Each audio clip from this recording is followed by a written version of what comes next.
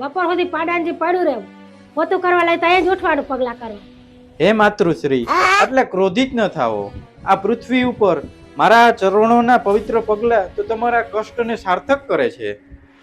તમે તો ભાગ્યશાળી છો કે તમને આ સેવા કરવાનો અવસર મળ્યો છે. હા મારો દીકરો કેટલું સારું બોલો, ઓરો આ દુખણા લઈ લઉં.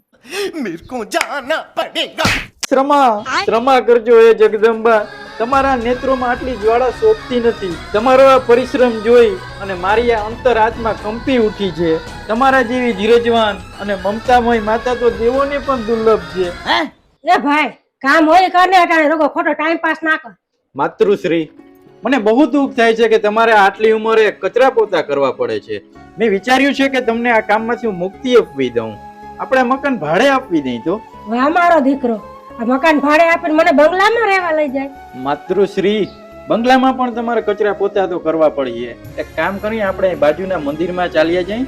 તમે બેસીને ભજન ગાજો અને હું બાજુમાં વાટકો લઈને બેસી.